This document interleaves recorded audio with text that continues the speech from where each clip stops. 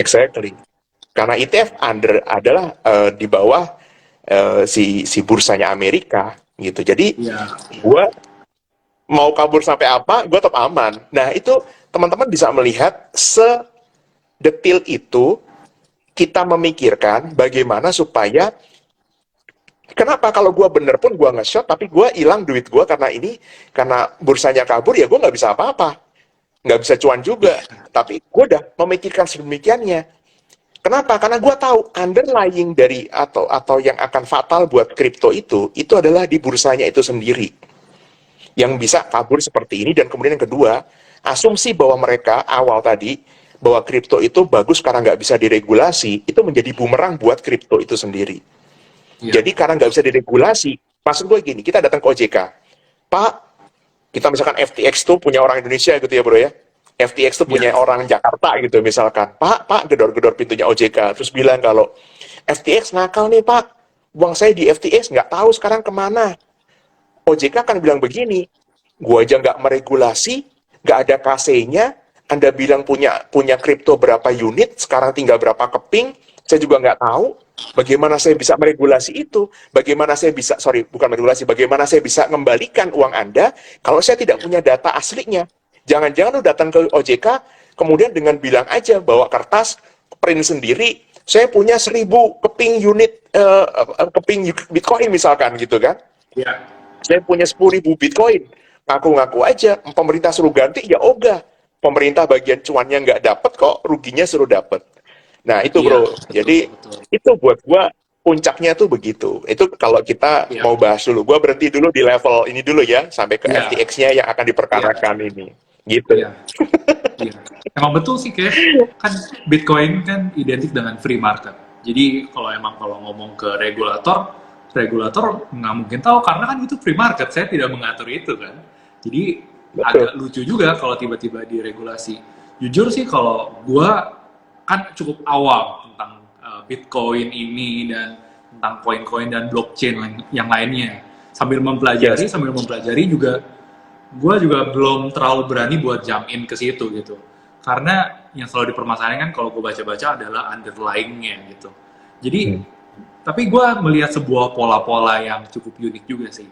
Dari Hmm. awal-awal waktu orang memperkenalkan tentang Bitcoin, Bitcoin tuh apa sih? Kayak orang tuh kebingungan kayak ini sistem apa? Sistem pembayaran kayak gimana? Siapa yang meregulasi?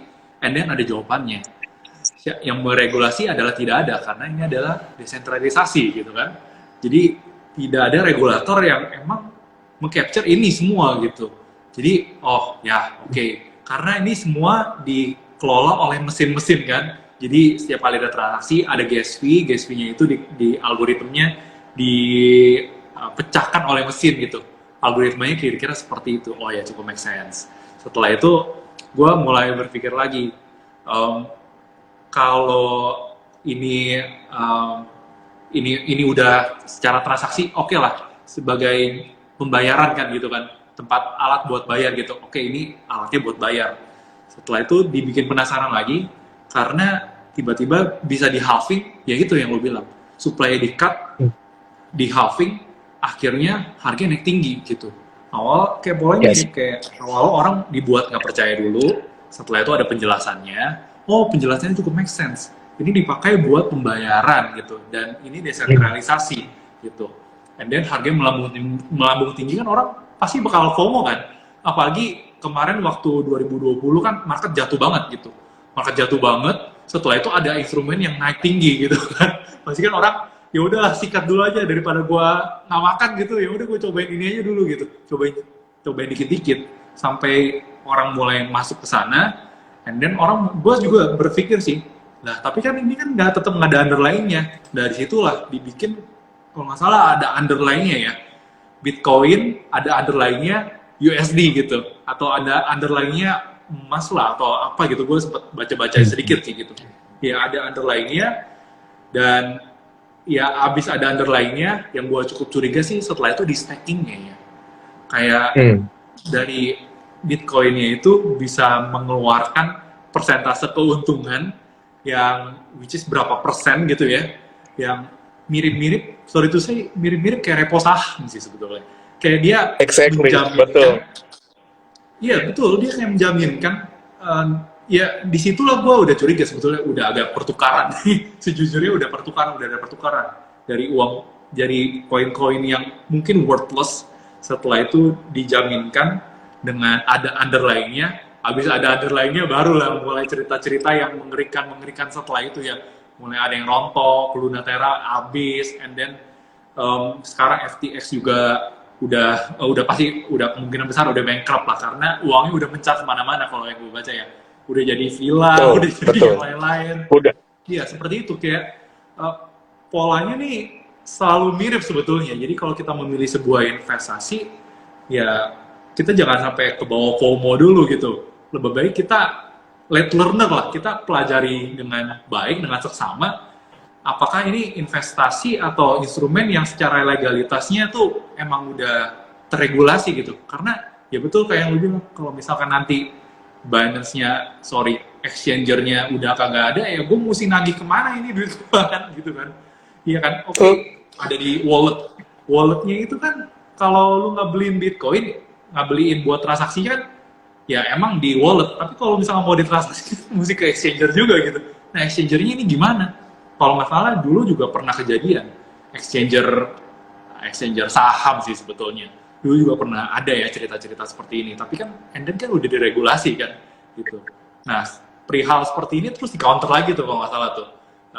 Dulu juga zaman dulu juga nggak diregulasi. Ini kan masalah beliefnya orang gitu. Jadi gue dari orang awam, gue oh ya ini cukup make sense juga nih, udah mulai bener juga nih. Kayaknya udah ada regulasinya, udah ada yang underlying-nya, dulu nggak ada underlying, setelah itu harganya juga sekarang lagi murah. Jadi gue udah mau coba-coba buat jamin. Tapi melihat tiba-tiba untungnya rontok gitu ya, jadi gue belum jamin. Gitu. Dan menurut gue ini sebuah pola-pola yang mirip sih dari dulu sampai sekarang gitu ya. Dari bunga angkurium, setelah itu dari tokek yang lu cerita, dan batu akik yang lu juga sempat beli gitu. Jadi kayak memang pola-polanya juga mirip, dan pola-pola staking itu juga itu adalah pola yang mirip di stock market juga ada kan sebetulnya kan. Di waktu dia menjaminkan sahamnya buat ya kita kalau boleh open ya, memang kalau saham mau naik kan ibaratnya perlu ada bensinnya gitu kan. Nah, bensinnya itu kan ya bisa dari dia menjaminkan saham, bisa dari manapun gitu. Pokoknya harus ada flow-nya buat saham itu bergerak naik ke atas gitu. Nah, and then waktu habis naik di atas, harus ada pertukaran di atasnya kan gitu kan. Nah, siapa yang bertukar dan ceritanya selejit apa, dan menurut gua pola-polanya selalu berulang seperti itu sih. Jadi, buat teman-teman mungkin yang baru mulai investasi, baru mulai coba-coba ya, kalau misalkan mencoba sebuah hal yang baru gitu ya, mungkin boleh mencoba dengan porsi money management yang benar gitu. Kalau kadang-kadang mungkin kita FOMO ngelihat orang yang udah untung besar karena mungkin dia all in setelah itu, dan dia dapat first ride-nya gitu, dapat wave pertamanya gitu. Tapi habis wave pertama, kedua, dan ketiga, and it will go bankrupt gitu. Jadi emang banyak hal yang terjadi di dunia investasi ini. Emang gue sih ngerasanya ini terus berulang terus gitu, kayak masa sih orang masih percaya tentang hal itu gitu. Kayak gue terus berulang seperti itu. Nah, kalau ngomongin soal bensin ya, maksudnya setiap instrumen kan harus ada bensin buat menggerakkannya gitu kan. Nah, gue sempat kepikiran sih, karena bensin sekarang, bensin keuangan sekarang kan jadi mahal.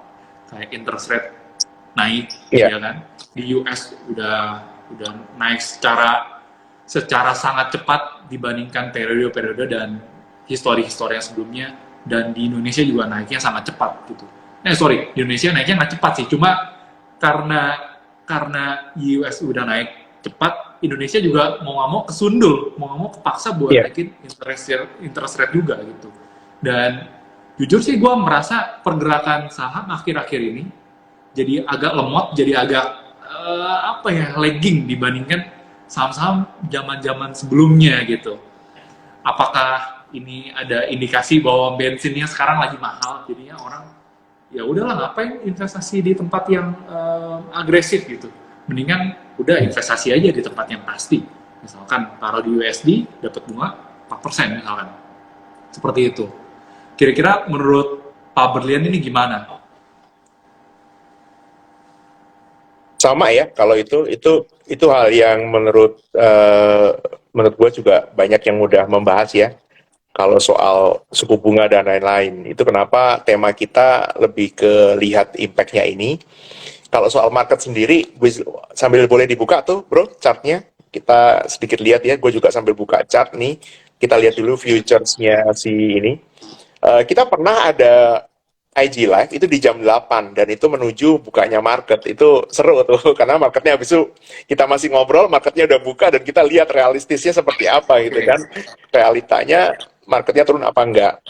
Ya kita sedikit prediksi-prediksian boleh ya gitu ya. Gue bilang Ya, sih market ini gue lagi Amerika buka ini aset udah lagi. merah. Ya, market Amerika udah merah. Ini kita buka untuk SPX atau apa? Lo pakai apa di sini biasanya? Trading view. Trading view futuresnya ya kalau mau lihat kalau untuk atau kalau di investing, gue misalkan buka di investing ini sebentar nih ya.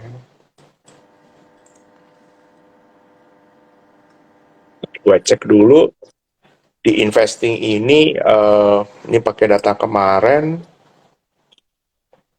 Kita lihat indices futuresnya per detik ini. Wah, indeksnya hijau ya Sempat ini ya. Sempat merah, wah sekarang hijau nih ya. Nah, kalau gini ini lebih merah. menarik nih. Ya, Merah opennya terus apa? opennya jatuh. Setelah itu Mhm. up, tapi Up masih ya, belum hijau sih. Tapi udah ada bull candle ya. Udah ada up bull candle. candle. Ya. Mhm. Ya, Ya, good. di Ya. sini. Per detik ini kalau lo pakainya investing, maka kita bisa lihat juga per detik ini eh, tulisannya itu 100 plusnya 175, berarti itu kan dibandingkan kemarin kan langsung kan. Jadi ini bukanya optimis nih ya sekarang nih ya. Karena kalau Oke. pakai candle itu berarti masih per hari ini, tapi Ini masih bukan per hari ini. menunjukkan ya, bukan menunjukkan per kemarin. Jadi maksudnya kalau dibandingkan dengan kemarin naik apa enggak. Kalau closingnya kemarin berapa itu di sana untuk S&P atau US pakai Dow Jones aja. Dow Jones-nya berapa itu? Dow Jones di Oh, berapa tiga kemarin? tiga lima empat enam. Di sini last-nya adalah 33723 naik ya. Kan future-nya Oh, berarti ini naik berarti nih di sini nih. pre-openingnya udah naik ya? Futuresnya naik ya? Up Iya, ya? openingnya naik. Ya, future-nya naik di sini. Nah, kalau Oke. kita kalau kita lihat di sini ini kan momentumnya kayaknya bagus banget kan? Ya kita Iya, lihat aja berdasarkan nanti habis itu kita bedah chartnya ya. iya. Kita nanti lihat dulu. Ini ada berita apa yang bikin marketnya naik. Lo coba buka Oh ya, untuk ini, bro. Em, ya. Chart Buka oil apa, Pak? boleh? Chart oil. Oke, ini. Oh ya, ada yang mengaitkan juga kejatuhannya FTX karena suku bunga yang tinggi. Exactly, betul. Ya. Iya. Dan Bitcoin Oilnya juga drop. jatuh karena suku bunga yang tinggi. Yang which is dulu Betul, nggak berpengaruh, sekarang berpengaruh ya. betul. Dan yang gua mau bawa dari sini adalah, lo tadi ngomong soal bensin. Nah ini bensin beneran nih. Iya, Ini bensin beneran. Kenapa kenapa gue selalu menggunakan untuk CL ini, bukan cut loss ya, ini CL tuh crude oil ini, karena ini betul-betul demand-nya terhadap pertumbuhan ekonomi itu bisa dilihat dari sini. China katanya buka, betul ya, reopening di China. iya, Tidak akan lagi boleh dibilang tidak akan ketat lagi lah untuk yang COVID-nya, iya. tidak akan seketat kemarin dan lain-lain, ya kan? Tapi kenapa harga oilnya drop? Berarti berarti ada yang khawatir sama demand untuk pertumbuhan ekonomi sendiri. Iya. Kalau hari ini dikatakan lawannya ya, dikatakan wah ini kalau menurut gue sih, hemat gue, ini bukan dari RHB sekali lagi ya, saya meskipun saya mewakili RHB, tapi ini view ini adalah dari saya pribadi. Menurut gue sih endingnya hari ini akan ada reversal, menurut gue. Jadi marketnya nanti kita Iya. balik lagi ke US market, boleh kita buka US marketnya lagi. Nah itu Iya. Dow Jones. Dow Jones ya, atau terserah yang mana, tambahkan Iya. seperti favorit gue ya, MA 200 bro, boleh. Eh,